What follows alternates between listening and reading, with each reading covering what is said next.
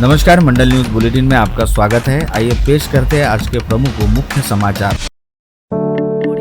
अमरावती महानगर पालिका के चुनाव विगत 3.5 वर्षों से अधर में लटके हुए हैं। ऐसे में सुप्रीम कोर्ट के निर्देश पर शुरू की गई निर्वाचन संबंधी प्रक्रिया की ओर सभी इच्छुकों की निगाहें लगी हुई है। वही मनपा की प्रभाग रचना को अंतिम करने हेतु दी गई समयावधि भी अब समाप्त हो गई है। ऐसे में उम्मीद जताई जा रही थी कि आज या कल मनपा की प्रभाग रचना घोषित होगी, परंतु इस समय मुंबई में चल रहे मराठा आरक्षण के चलते पूरी मुंबई ठप रहने की वजह से मनपा के कई अधिकारी मुंबई में अटके हुए हैं, जिसके चलते मामला एक दिन के लिए आगे लटक गया है और अब परसों गुरुवार 4 सितंबर को अमरावती मनपा की प्रभाग रचना घोषित होने की पूरी उम्मीद है। आपत्ति व आक्षेप पर सुनवाई पश्चात 19 से 22 सितंबर तक प्रारूप प्रभाग रचना को अंतिम मंजूरी के लिए एक बार फिर राज्य निर्वाचन आयोग के पास भेजा जाएगा। पश्चात राज्य निर्वाचन आयोग से अंतिम प्रभाग रचना को मंजूरी मिलते ही 9 अक्टूबर को अधिसूचना जारी होगी। ऐसे में मनपा का चुनाव लड़ने के इच्छुकों में इस समय प्रारूप प्रभाग रचना घोषित होने को लेकर अच्छी खासी उत्सुकता देखी जा रही है। वही इस बीच यह जानकारी भी सामने आई कि मराठा आंदोलन के चलते मुंबई ठप रहने की वजह से अमरावती मनपा के अधिकारियों का दल इस समय मुंबई में ही अटका हुआ है, जो कल मुंबई से आवश्यक दस्तावेज लेकर रवाना होगा और परसों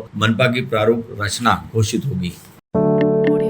अमरावती जिले की 10 नगर परिषदों की प्रभाग रचना पर 44 तथा 2 नगर पंचायतों की प्रभाग रचना पर 8 ऐसे कुल 52 आपत्तियां व आक्षेप तय मुदत यानी 31 अगस्त तक दर्ज कराए गए हैं। इन सभी आपत्ति व आक्षेपों पर आज मंगलवार 2 सितंबर से एवं उनके द्वारा प्राधिकृत अधिकारी के समक्ष सुनवाई की जाएगी, जिसके चलते प्रस्तावित प्रभाग रचना में सुनवाई पश्चात कौन से बदलाव होते हैं इसकी ओर सभी की निगाहें लगी हुई है। पता चला है कि जिले के विविध नगर पालिका व नगर पंचायत क्षेत्रों की प्रभाग रचना को लेकर प्राप्त आक्षेपों व आपत्तियों पर आज 2 सितंबर से शुरू हुई सुनवाई का काम 4 सितंबर तक चलेगा, जिसके बाद आवश्यक सुधार व संशोधन सहित प्रभाग रचना का प्रस्ताव संबंधित मुख्याधिकारियों के मार्फत नगर विकास विभाग को प्रस्तुत किया जाएगा और नगर विकास विभाग द्वारा इसे राज्य संबंधित मुख्याधिकारियों द्वारा अंतिम प्रभाग रचना की अधिसूचना 26 से 30 सितंबर के दौरान प्रकाशित की जाएगी। 2 माह पहले राजकमल रेलवे पुल भारी वाहनों के लिए बंद किए जाने पश्चात अब पूरी तरह दुपहिया भी प्रतिबंधित कर दिए जाने पश्चात शहर में एक और यातायात की घोर समस्या पैदा हुई है। गणेशोत्सव और गौरी उत्सव के दौरान यातायात बढ़ा, बावजूद इसके शहर में पेट्रोल की खपत कम हुई। इस प्रकार की जानकारी अमरावती पेट्रोल डीलर्स एसोसिएशन ने दी, जबकि अमरावती वासियों का इस मामले में अंदाज बिल्कुल उल्टा था। कई लोगों का मानना था कि वाहन बढ़ने और ब्रिज बंद होने से फेरा लेकर लोग बाग आना जाना कर रहे हैं तो पेट्रोल की खपत बड़ी होगी। राजकमल रेलवे उड़ान पुल से आवागमन बंद कर दिए जाने के कारण इरविन चौक पर ट्रैफिक जाम होना शुरू हो गया है। सुबह शाम कार्यालय के समय इरविन चौक पार कर जयस्तंभ चौक तक पहुंचने के लिए 1.5 से 2 घंटे लग रहे हैं। वही रेलवे स्टेशन से पंचवटी चौक जाने वाले वाहनों को भी काफी तकलीफों का सामना करना पड़ रहा है। उल्लेखनीय है कि यह गणेशोत्सव मौके पर इस रेलवे पुल पर आवागमन बंद कर दिए जाने के कारण त्योहारों के इस सीजन में ट्रैफिक जाम की समस्याओं का सामना करते करते अमरावती के नागरिक परेशान हो गए हैं। कार्यालय समय पर तो ऐसे हो जाता है मानो ट्रैफिक रेंग रहा हो। सुबह ट्रैफिक जाने वाले की भीड़ और शाम को घर वापस आने वाले की भीड़ के चलते शाम के समय इरविन से जयस्तंभ चौक तक पहुंचने में 1.5-2 घंटे लग रहे हैं।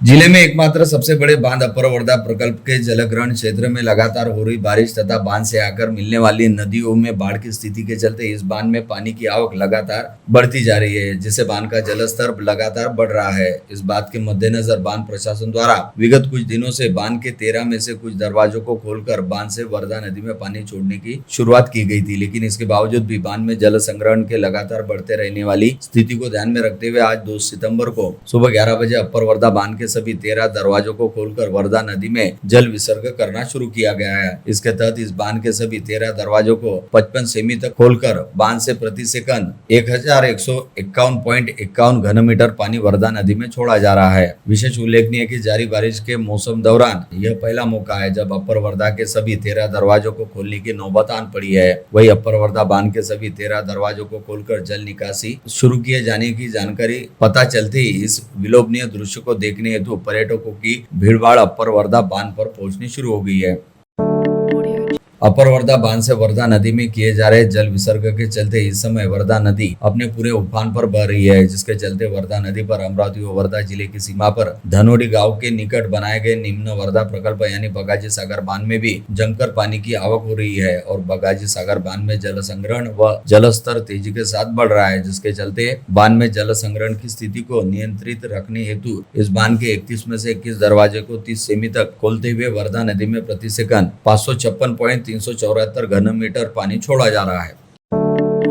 आज सुबह बारू से बीजू धावड़ी मार्ग पर स्थित बारू डैम अचानक फूट जाने से क्षेत्र में हड़कंप मच गया। डैम का पानी सड़क पर बह जाने से आवागमन पूरी तरह से ठप हो गया। गाड़ियों की आवाजाही बंद हो जाने से ग्रामीणों और राहगीरों को भारी परेशानी का सामना करना पड़ा। घटना की खबर मिलते ही क्षेत्र के पूर्व विधायक राजकुमार पटेल एवं धारनी फसल मंडी सभापति रोहित पटेल, जगदीश हेगड़े, संतोष बेस आदि जनप्रतिनिधियों ने तुरंत घटनास्थल पहुंचकर हालात का निरीक्षण किया। इस बीच तहसीलदार और एसडीओ धारनी को घटना की जानकारी दी गई। प्रभावित क्षेत्रों का सर्वे करने और संभावित नुकसान का आकलन करने के निर्देश भी दिए गए।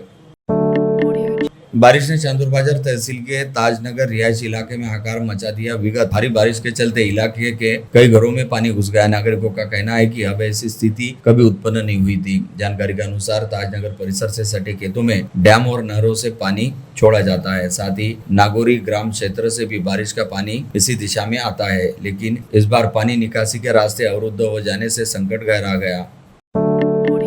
सांसद बलवंत वानखड़े ने आज आरोप लगाया कि बीजेपी के पूर्व सांसद किरीट सोमैया की वजह से न केवल अमरावती जिले की बदनामी हो रही बल्कि विद्यार्थियों का भी नाक नुकसान हो रहा है। जिले में एक भी रोहिंग्या व बांग्लादेशी नहीं होने का दावा खुद प्रशासन ने पड़ताल बाद कर देने का दावा सांसद वानखड़े ने आज दोपहर कांग्रेस भवन में किया। उन्होंने मीडिया सम्मेलन में आरोप लगाया कि सोमैया अमरावती का सामाजिक सद्भाव का वातावरण बिगाड़ने पर तुले हैं। सांसद वानखड़े ने आंकड़े देते हुए बताया कि केवल 517 जन्म प्रमाण पत्र आवेदन रद्द किए गए हैं, जबकि 7031 आवेदन पिछले 2 वर्षों में मंजूर किए गए हैं। उन्होंने दावा किया कि अनेक तहसीलों में एक भी आवेदन रद्द नहीं किया गया। वानखड़े ने कहा कि सर्वाधिक 324 आवेदन अचलपुर तहसील में रुके गए।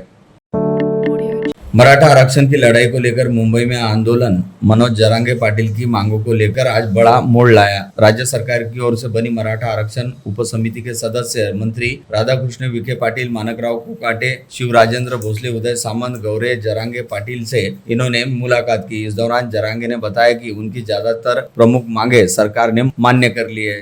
इस पर अपनी प्रतिक्रिया देते हुए पूर्व विधायक और प्रहार जनशक्ति पक्ष के अध्यक्ष बच्चू कडू ने राज्य शासन द्वारा हैदराबाद गैजेट मंजूर किए जाने के निर्णय का स्वागत करते हुए कहा कि इससे मराठा समाज को लाभ होगा। उन्होंने कहा कि शासन ने आंदोलनकारियों की एक मांग स्वीकार कर ली है, अन्य मांगों पर भी शासन विचार कर रहा होगा।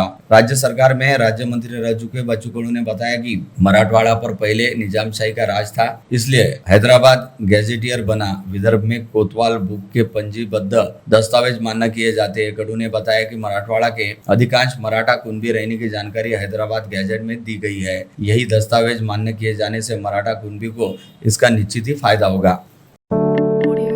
मनपा क्षेत्र में कई होटल, दवाखाने, मार्केट व मंगल कार्यालयों में अब तक फायर ऑडिट नहीं किया गया है। साथ ही कई स्थानों पर निर्माण हेतु अनुमति भी नहीं ली गई है। इसके चलते अब सभी व्यवसायिक इमारतों सहित सभी प्रतिष्ठानों के निर्माण की अनुमति तथा फायर ऑडिट की जांच पड़ताल की जाएगी। इस आशय के निर्देश मनपा आयुक्त सौम्या शर्मा द्वारा दिए गए हैं। विगत बुधवार को सिटी कोतवाली पुलिस स्टेशन के सामने स्थित बजाज खिलौना नामक दुकान में लगातार दूसरी बार लगी आग के बाद मनपा आयुक्त ने यह निर्णय लिए। जन्म मृत्यु के प्रमाण पत्र प्रकरण में अमरावती को प्रयोगशाला बना देने की शिकायत लेकर कांग्रेस ने आज दोपहर पुलिस आयुक्त अरविंद सावरिया को निवेदन दिया। कांग्रेस के निवेदन में कहा गया कि लोगों को थाने में बुलाकर बैठाया जा रहा है, मामले दर्ज किए जा रहे हैं। कांग्रेस ने इसका विरोध किया। इस समय सांसद बलवंत वानखड़े, पूर्व पालक मंत्री यशोमती ठाकुर, डॉक्टर सुनील देशमुख, पूर्व विधायक वीरेंद्र जगताप आदि कांग्रेसी उपस्थित थे।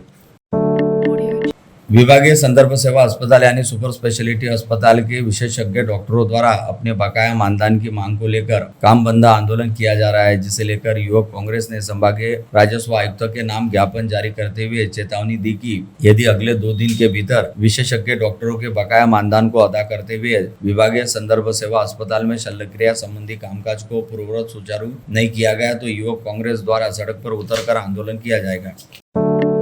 पश्चिम विदर्भ क्षेत्र के अग्रणी हिंदी दैनिक अमरावती मंडल के खापटे बगीचा परिसर स्थित मुख्य कार्यालय में प्रतिवर्ष अनुसार इस वर्ष भी गणेशोत्सव पर्व निमित्त विघ्नहर्ता विनायक श्री गणेश की स्थापना करते हुए 10 दिवसीय गणेशोत्सव बड़े ही हर्षोल्लास व श्रद्धा भाव के साथ मनाया जा रहा है, जिसके तहत इस वर्ष दैनिक अमरावती मंडल कार्यालय में दगड़ू हलवाई गणपति की मूर्ति स्थापित की गई, जिसका रोजाना सुबह शाम पूरी विधि विधान के साथ आरती व पूजन किया जा रहा है और इसमें शहर के अनेक गणमान्यों द्वारा हिस्सा लिया जा रहा है, जिसके तहत सोमवार को संध्या आरती विशेष पुलिस महानिरीक्षक रामनाथ पोखले और पश्चिम विदर्भ के प्रसिद्ध जनरल फिजिशियन डॉक्टर प्रफुल्ल कडू एवं डॉक्टर सारिका कडू के हस्ते की गई। इस अवसर पर दैनिक अमरावती मंडल के प्रबंध संपादक अनिल अग्रवाल व प्रबंध संचालक राजेश अग्रवाल ने SIG पोखले और डॉक्टर कडू दंपति का मंडल कार्यालय में भावपूर्ण स्वागत करने के साथ ही उनका श्वाल श्रीफल व पुष्पगुच्छ देकर सत्कार किया। साथ ही उन्हें दैनिक अमरावती मंडल एवं कार्यालय में विगत 3 दशकों से चल रही गणेशोत्सव की परंपरा के बारे में बताया, जिसे सुनकर वे बेहद प्रभावित हुए। साथ ही दैनिक अमरावती मंडल के संपादक अनिल अग्रवाल व संचालक राजेश अग्रवाल के साथ SIG रामनाथ पोखले व डॉक्टर प्रफुल्ल कडू ने विभिन्न विषयों पर चर्चा करते हुए दैनिक अमरावती मंडल के 3 दशकीय गौरवपूर्ण सफर के बारे में जानकारी हासिल करने के साथ ही उपलब्धिपूर्ण पत्रकारिता के लिए दैनिक अमरावती मंडल प्रबंधन का अभिनंदन भी किया। इस समय स्टैंड एंड स्टोन के संचालक ऋषि अग्रवाल सहित मंडल परिवार के प्रणय अग्रवाल, गिरीश जालान सहित समस्त मंडल परिवार उपस्थित था।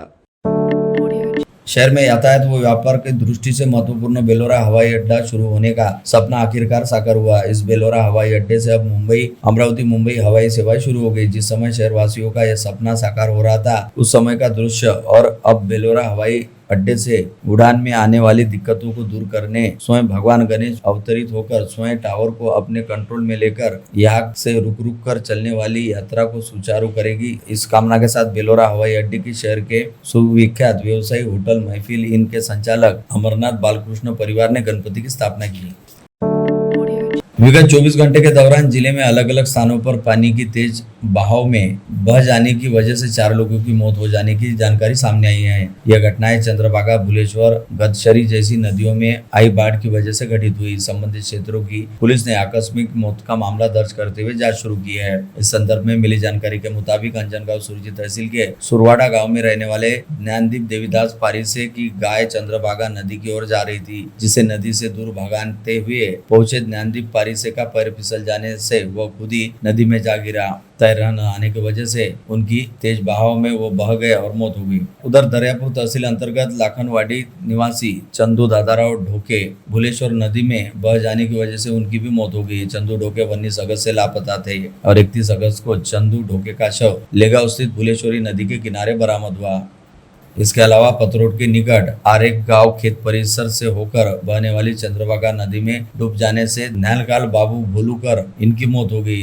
जनक लाल का शव 31 अगस्त की सुबह चंद्रभागा नदी के किनारे बरामद हुआ। इसके साथ ही अंजनगांव सुरजी तहसील अंतर्गत दहीगांव रेचा परिसर से बहने वाली गरजदरी नदी में पतरोड निवासी रिजवान खान नामक युवक की तेज बहाव में बहकर डूब जाने के चलते मौत हो गई।